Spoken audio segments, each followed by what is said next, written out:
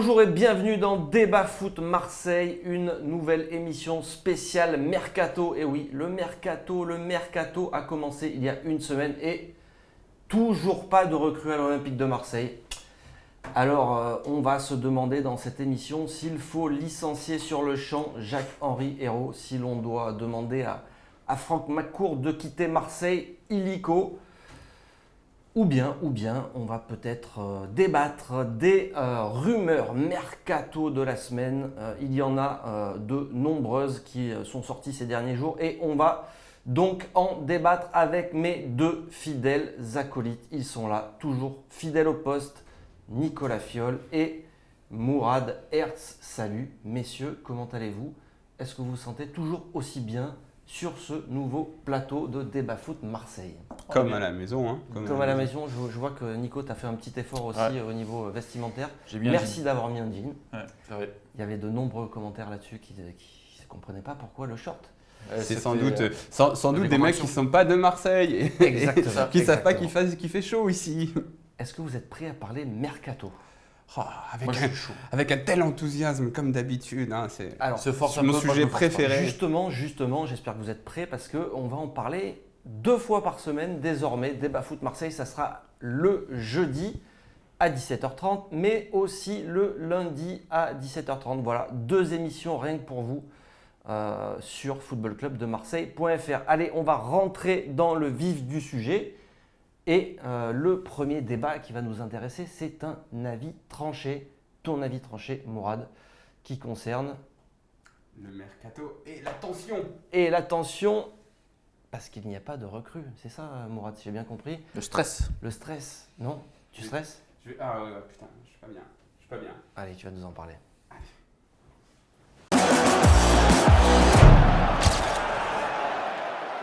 Mercato sous haute tension. On écoutait certains sur les réseaux sociaux la blague de Ben sur le licenciement de Jacques-Henri Hérault.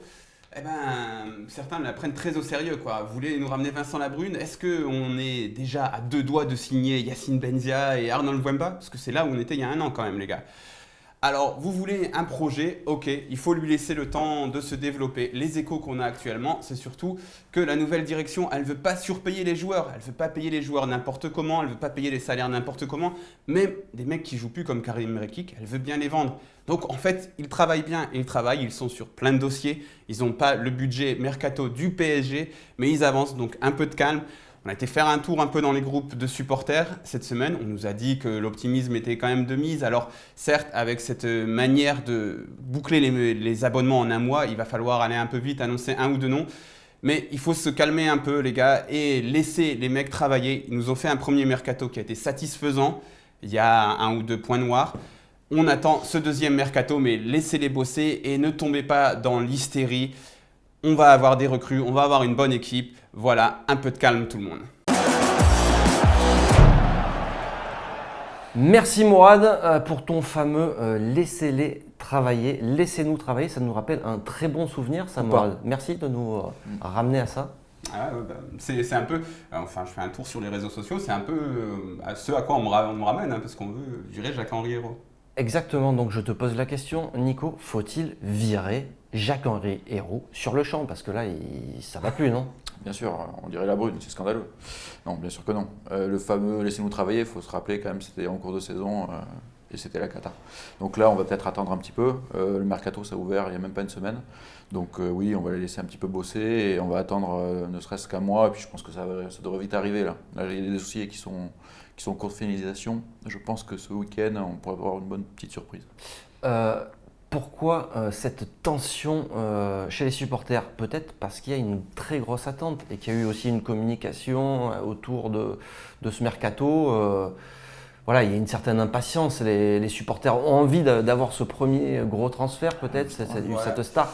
J'ai interviewé rapidement Christian Cataldo, donc le responsable des Dodgers, qui nous a dit oui, mais ça c'est de votre faute, les journalistes et vous qui avez monté la sauce. Tout à fait. C'est vrai que quand même la presse s'est beaucoup enthousiasmée, mais elle a quand même été chauffée à blanc par Jacques-Henri Hérault qui se balade avec la Ligue des Champions, par le fameux OM Champions Project et par beaucoup d'effets d'annonce qui ont été faits dans un premier temps. Donc c'est un peu le mélange de tout ça. Donc il y a eu une com qui était un peu, incendiaire, mais après, dans les faits, c'est des mecs qui travaillent de manière méthodique et qui prennent leur temps. Donc bon, leur com, elle leur revient un peu dans la gueule comme un boomerang, même pas trop à eux, parce qu'elle revient surtout à la presse, on dit que c'est salaud. Mais bon, il faut les laisser bosser. Et si je peux me permettre juste une petite précision, on va quand même mettre de côté les gens qui se plaignent des Jacques-Henri Hérault par rapport aux sanctions un peu disproportionnées par rapport au virage sud. Ceux-là, on peut les comprendre. Ils ont une vraie revendication qui s'entend, mais sur le mercato, bon, je pense qu'il faut rester un peu calme. Ils travaillent bien. Et puis, bon, la com, il fallait peut-être la faire un peu mieux que ça.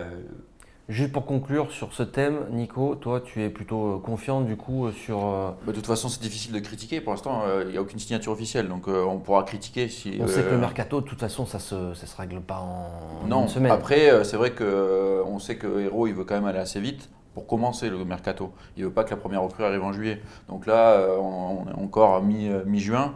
Je pense que le début devrait commencer vraiment là, et puis on pourra juger sur pièce. Là, pour l'instant, c'est que des rumeurs. Enfin, il y a quelques dossiers, on sait qu'ils sont entamés. Il n'y a rien de concrétisé et il y a beaucoup de rumeurs qui alimentent les réseaux sociaux et des gens qui imaginent donc du coup qu'on va signer. C'est ça aussi qui peut… Qui fausse la donne. Allez, justement, c'est une petite passe décisive que tu m'envoies. On va passer à la deuxième partie de cette émission consacrée aux infos et rumeurs de la semaine et surtout à un poste qui fait un petit peu rêver tout le monde. C'est le fameux grand attaquant que tout le monde attend à l'Olympique de Marseille depuis des années, même depuis Deschamps. Mourad, c'est toi qui me disais ça, depuis Deschamps et depuis que Luis Fabiano n'est pas venu à l'Olympique de Marseille. Est-ce que ça aurait été le grand attaquant ? Est-ce que c'était un grand attaquant ? On ne sait pas. Titulaire avec l'équipe du Brésil à la Coupe du Monde. Exactement. L'Olympique de Marseille attend son grand attaquant. Alors, il y a eu des sommes, des montants annoncés ici et là depuis des mois. 30, 40, 50 millions d'euros peut-être même dépensés sur un joueur. Et il y a aussi la réalité des rumeurs. Donc l'info la plus avancée, en tout cas, on en a eu la confirmation il y a plusieurs semaines maintenant, c'est Valère Germain. C'est bouclé entre lui et le club. Il faut maintenant que les dirigeants de l'OM puisse négocier son transfert. Est-ce que c'est le grand attaquant que tout le monde attend, Nico ? Non, mais de toute façon, il ne sera pas vendu comme ça. C'est un attaquant de complément qui fait jouer l'équipe. Quoi qu'il arrive, l'OM recrutera un autre attaquant. Lui, ça sera le deuxième attaquant. Et a priori, ça ne sera pas Gomis, puisque notre ami Gomis devrait se diriger vers la Turquie. C'est chaud en ce moment. Et d'ailleurs, puisque tu parles de Gomis, Germain, c'est à peu près un attaquant de ce niveau-là. Alors certes, avec des caractéristiques complètement différentes, mais c'est un attaquant de ce niveau-là qui viendrait un peu, voilà, pour être dans le groupe. Je ne pense pas qu'il partirait titulaire assuré, mais c'est pas mal. Donc voilà, tu remplaces Gomis par un mec qui pourra aller sur le banc plus facilement avec un niveau à peu près similaire. Mais après, c'est sûr que ce n'est pas le fameux grand attaquant qu'on attend, forcément. Alors, quel est-il ? C'est la question que tout le monde se pose. Il y a beaucoup de rumeurs qui circulent, encore une fois. Et il y a trois noms qui sortent un petit peu du lot. Je vais vous les citer. C'est Jovetic, Carlos Bacca et Mario Balotelli également. Donc 3 pistes pour remplacer Gomis, parce que même si bon, tu as l'air de dire que c'est Valère Germain qui remplacerait Gomis, mais dans ce rôle de numéro 9 pour aller enquiller les buts, c'est le grand attaquant, il serait parmi ces trois-là. Allez, Mourad. En tout cas, c'est des noms qui sur le papier font vendre. Balotelli, Balotelli, c'est une star. On peut redire sur son comportement. Carlos Bacca aussi, c'est quand même une star à l'étranger également. Et Jovetic, c'est une petite sucrerie footballistique. C'est quand même aussi quelqu'un qui éveille certains fantasmes. Donc c'est sûr que c'est pas Zlatan Ibrahimovic ou Agüero ou ce genre d'attaquant de très très haut niveau. Mais par contre, c'est à mon avis, s'il y en a un de ces trois-là qui signe, ça va quand même un peu enflammer tout le monde, enflammer un peu les supporters. Et ce sont quand même des noms, et des noms qui ont prouvé certaines choses déjà. Jovetic, je vais juste te poser une question avant. Nico, est-ce que si l'OM recrute un de ces 3 attaquants, les supporters vont s'enflammer, comme le dit si bien notre Je ami pense qu'il y Morad. aura quand même une enflamme parce que à partir du moment où l'attaquant est étranger, déjà ça rajoute quelque chose, indéniablement pour les supporters. Après, c'est pas le même, c'est pas le cas, c'est pas le même cas pour tout le monde parce que Balotelli, il était déjà en France la saison dernière, il a fait une saison très correcte avec Nice, mais il est aussi décrié parce qu'il a un passé qui joue pas en sa faveur. Et, les gens, les supporters, on voit souvent, ils disent est-ce que Balotelli va faire un match sur 2, un match sur 3, il va pas défendre. Donc il y a quand même certaines craintes par rapport au profil de Balotelli, alors que d'autres adorent le joueur.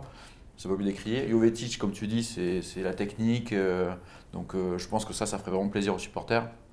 Après, Baka, voilà. Même s'il n'a pas des stats énormes, hein, on regarde. Non, il n'a pas des stats énormes. sa C'est grille vrai de que stats, dans le c'est- rôle de l'attaquant de pointe pure, moi ça me paraît un peu étonnant, mais je vois plus comme un attaquant de complément autour d'un autre Après, neuf. tu joues différemment en fait. Tu joues un peu comme tu as joué Avec avec un faux Capella, neuf, en quoi. fait. Voilà, avec ce qu'on appelle un faux neuf maintenant. Et donc le troisième, Baka, Carlos Baka, il a quoi, 31? Je crois qu'il Dans ces eaux-là, il va y aller sur ces Donc eaux-là. là, c'est le pic de forme, de maturité pour les joueurs en général. Le Milan n'en veut plus. Milan, ils ont beaucoup d'argent, ils ont déjà énormément investi, on l'a vu là. il sort d'une saison moyenne hein, avec Milan, c'est Ouais, pas une saison Mais- correcte. mais correct, c'est une correct. saison à pondérer parce que en fait, il voulait le virer au mercato d'hiver pour se libérer de Il son voulait salaire, 30 etc. millions. Et au final, comme il n'est pas parti, il a mis du temps à se remettre dans le bain, il était un peu écarté, tout ça. Parce que sur sa première partie de saison, il avait été très bon, il Ouais. plantait encore avec une Voilà, là régularité c'est le vrai affolante. attaquant de surface qui peut enquiller les buts. Oui, et puis on se souvient de ces belles saisons avec Séville sous Emery, Ouais. c'était plutôt sympa. Ouais, et puis, moi qui aime bien les clubs ukrainiens, il a quand même détruit le Dnipro en finale de l'Europa League en mettant 3 buts tout simplement. Donc le mec, il fallait mettre 4 buts pour battre l'équipe dans laquelle il était, en finale d'une Coupe d'Europe quand même. Donc avec Séville, hein, je précise, il y a 2 ans. Donc c'est quand même pareil. Il a quand même certaines références, quoi. Je veux dire. Il faut voir combien ça va coûter. C'est un peu ça, parce que Jovetic, on parlait de salaire. Baka, là on parle 20, 25, on parlait de 30 cet hiver, là la Ouais, ça cote sera sera pas un peu à 30, baissée. là ça sera Non, plus à ça sera pas 30, puisqu'ils en c'est veulent clairement plus, baissé, mais ce sera 20, 25. Attention on sait pas. cependant, parce Ouais. qu'il y a une réunion entre Milan et Everton hier, il me semble, et on sait que dès qu'un club anglais rentre Ouais. dans la danse, ça explose parce qu'ils ont plein de thunes et qu'ils font n'importe quoi avec, et qu'Everton va vendre Lukaku pour, je sais plus, 90, 100 millions. Donc bon, il y a quand même un danger là-dessus, mais bon, ça fait rêver quand même, Baka. Hein. Ça fait rêver. Alors il va falloir trancher, après l'avis tranché de Morad, vous allez devoir trancher et me dire, vous choisissez qui parmi ces 3 noms si il faut choisir? Je pense que je vais aussi plutôt pencher sur Baka. Je pense qu'au niveau du profil, c'est peut-être pas mal pour lancer le projet. Ce ne sera pas forcément l'attaquant dans 2 ans encore, s'ils le prennent, mais pour lancer le projet, je pense que ça peut être intéressant au niveau de son style de jeu pour finir les actions. C'est pas mal. Morad, je sais que toi tu vas choisir... Si je suis parfaitement, tu vois, si je suis un peu réaliste, Pragmatique. pragmatique, En marche. voilà. Oui. Je suis complètement d'accord avec Nico. Si je suis pragmatique, je pense qu'il a raison. Sauf que si je veux un peu de rêve, forcément, Jovetic, c'est un caprice. Et j'aimerais bien avoir ce genre de joueur caprice. Mais c'est sûr qu'il présente moins de sécurité. Mais bon, Baka ou Jovetic, je serais quand même satisfait si en plus tu as Germain derrière. Même si Jovetic, il fait que 20 matchs dans la saison, ce sera bien. On aura Germain. Alors pourquoi on ne parle pas d'Olivier Giroud? Bizarre, je ne sais pas qui a fait le programme de cette émission, je ne balancerai pas, mais L'incompétence. il n'y a pas d'Olivier Giroud dans le programme. Alors, je vais devoir improviser. Eh oui, c'est aussi un petit peu mon travail. Donc, Olivier Giroud, ça serait quand même peut-être au-dessus de ces 3 noms qui ont été cités. Je te donne la main, s'il te plaît, Nico. Olivier Giroud, effectivement, je pense qu'il a un profil sympa parce que c'est un vrai finisseur. Avec les ailiers qu'on a, Payet et Thauvin, pour ne pas les nommer, je pense que ça pourrait être sympa, avoir de la gueule. Après, lui, il a déjà quand même dit qu'il se voyait plutôt encore en première ligue, même si c'est pas sûr que ce soit forcément Arsenal. Wenger l'a pas fait jouer la saison dernière. Il a dit qu'il devait discuter avec son coach pour savoir s'il allait rester. Mais Lyon serait chaud sur le dossier. Là, la dernière rumeur, c'est qu'il y aurait un deal avec la Casette dans la balance. Donc, Arrête, tu fais Sauf souffrir. Olivier Giroud est fan de l'Olympique de Marseille depuis Ah oui, sa oui, toute oui. jeune enfance. Ah oui, oui, mais à un certain forcément. niveau, si Wenger lui fait non, on va à Lyon, comme ça on récupère la Casette. Bah, moi, je pense que Giroud, c'est de la même classe que Balotelli, Bacca, Jovetic. C'est pas au-dessus. Non, c'est pas au-dessus, c'est cette classe de joueurs, sauf que ça coûte beaucoup plus cher. Ça coûte au-dessus, mais c'est un peu dans ce cas-là. Ça coûte beaucoup plus cher en transfert, en tout, en salaire. Ouais, en transfert aussi, vu qu'il joue à Arsenal. Bon, il lui reste plus beaucoup d'années de contrat, non? Je sais pas, je crois que c'est 2 ans, mais je suis pas sûr. Enfin, dans tous les cas, ouais, je ne serais pas mécontent si Giroud vient. Et puis en plus, c'est peut-être plus régulier, c'est sûr qu'un Jovetic, c'est sûr. Voilà, est-ce que c'est pas une valeur plus sûre que ces 3 joueurs Si c'était jouable, je pense que ça serait le coup le plus sûr, effectivement. C'est un joueur qui connaît la Ligue 1, qui est français, international français. Même au niveau marketing, je pense que ce serait pas mal. Voilà, donc je pense qu'il y a pas mal d'avantages pour ça. Après, l'opération ne semble pas si simple que ça à réaliser. Ouais, moi je pense qu'entre lui et Bacca, c'est un peu les deux qui offrent le plus de certitude. Mais si tu fais Olivier Giroud, tu penses que tu fais plus rêver les supporters? comme Nicolas a très bien dit, en fait, forcément, dès qu'un attaquant est étranger, ça fait plus rêver. Après, Giroud, il a quand même une bonne cote de sympathie. Il a une belle cote il a marqué avec l'équipe de France. Il a des stats incroyables en équipe de France quand même. Ouais, il est plutôt pas mal. Incroyable, il a des bonnes stats. Il a des bonnes stats. Il a des bonnes stats. Non, mais on est d'accord. Meilleur que Benzema. Attention, Waiters, là tu vas te faire tomber dessus. Meilleur que Benzema qui a moins que rien en fait en équipe de France. On peut le dire, bien sûr. Prenons des risques. Alors, c'est quoi ton compte Twitter pour les haters? Je ne le dirai pas. voilà, non mais c'est sûr qu'Olivier Giroud c'est très bien, mais c'est aussi un peu stéréotypé. Et le Giroud en fait c'est Gomis plus. J'aime bien mettre des plus. C'est ça, c'est Gomis plus, donc c'est sûr. Alors Olivier Giroud, petit joueur, gentil joueur, bon joueur ou top joueur? Bon joueur. Bon joueur. Bon, allez. On passe à la 3e partie de cette émission et Nicolas est parti enquêter. Et oui, grand reporter qu'il est, il a pris son baluchon et il s'est pris un billet d'avion aussi. Il est parti très loin dans des contrées en Colombie. Il a fait ça à la nage, non? Non, j'ai pris mon téléphone en fait. Ah d'accord. Et par contre, tu nous as facturé des déplacements. Ah oui, bon, ça c'est la tambouille interne. D'accord, très bien. Et donc, tu vas nous parler, tu vas nous présenter ton bon plan mercato parce que nous aussi, on a des petites listes de joueurs comme ça et on va essayer de les placer. Si on peut se faire une petite commission, pourquoi pas. Si on peut gratter, on ne se gênera pas. Alors, pourquoi pas nous, d'autres le font. D'ailleurs, c'est pas pour rien qu'on est gentil avec Jacques-Henri Hérault. Tout à fait. Alors que d'habitude, on est plutôt méchant. D'accord.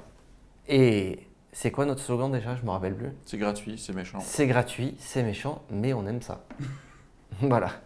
Alors, tu peux venir te présenter au bureau de Saddam Hussein pour présenter ton bon plan mercato.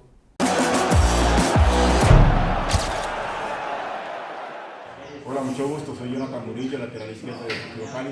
Tengo 24 años. Solo muy especial para la gente de Francia, especial para los aficionados de Olympique de Marseille. Un abrazo, Dieu le bendiga.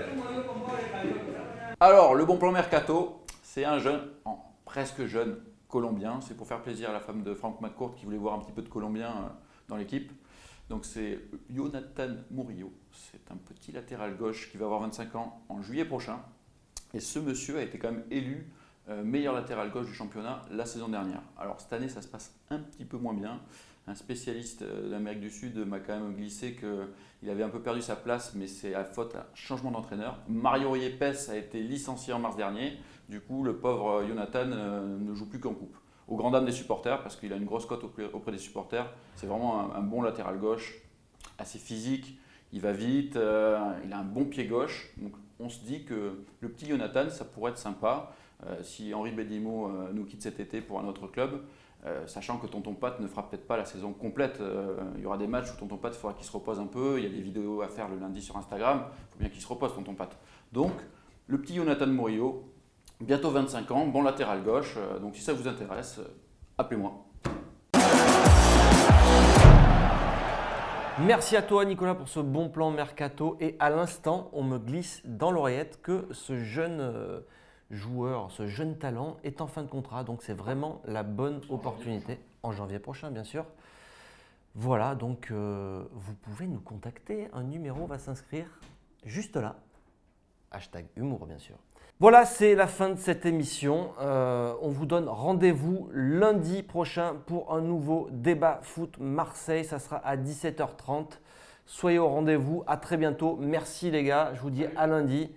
Et en attendant, vous pouvez lire toutes les infos mercato et les infos liées à l'actualité de l'Olympique de Marseille. C'est sur footballclubdemarseille.fr que ça se passe. À très bientôt. Merci.